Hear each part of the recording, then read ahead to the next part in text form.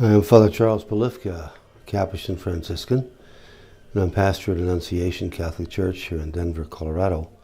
Someone asked Capuchin, how do I have to do Advent time for my best Christmas?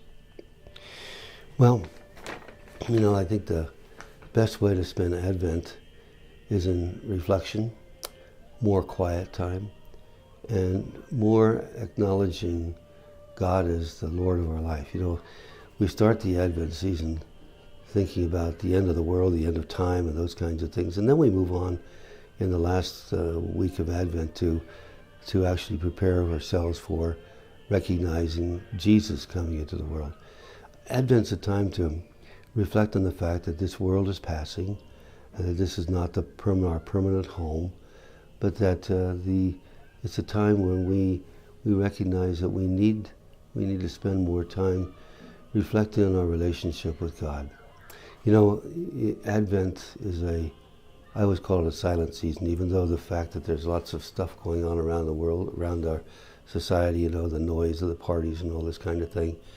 But the best way to prepare for the best way to spend Advent is to take time away from the parties, to take time away from all the noise in the world, to take time and just to spend time reflecting on the purpose of this world and the fact that the world is passing, and then what really remains, what really stays with us is our relationship with God. And we develop that relationship with God during the Advent season, so much so that we're able to recognize that God came into the world as a little baby, 2,000 years ago, and we recognize him that way. So Advent, how do you spend Advent? Take time out from the parties, take time out from all the noise, and just spend time in quiet and time in prayer. I think that's the best way to spend Advent season. You might also, spend it when you're spending the time at the parties and spending your time at listening to the noise, to use that as a time of reflecting on if it's at a party, the community that God wants us to be. If it's a time of noise, to reflect on the beauty of community together.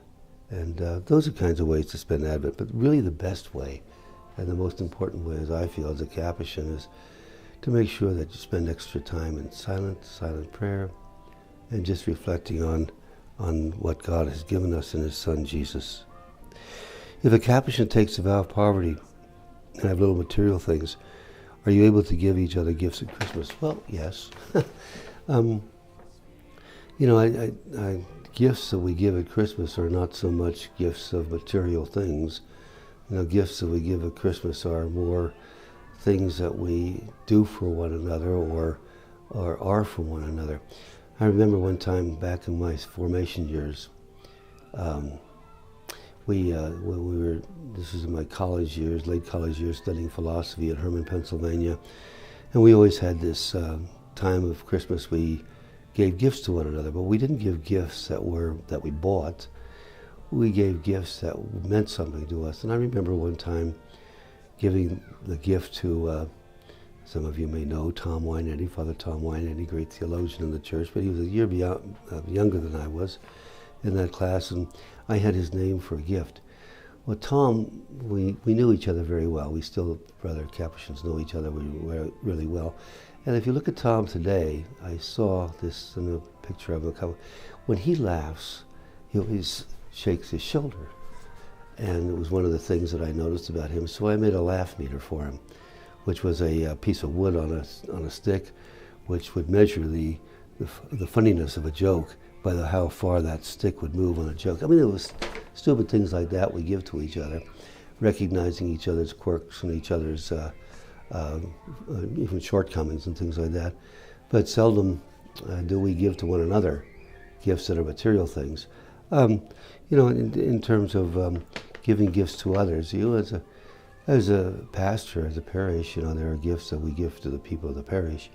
And more than that, it's more of the gift that we give is the gift of our time, the gift of our care for them, and the gift of our love for them.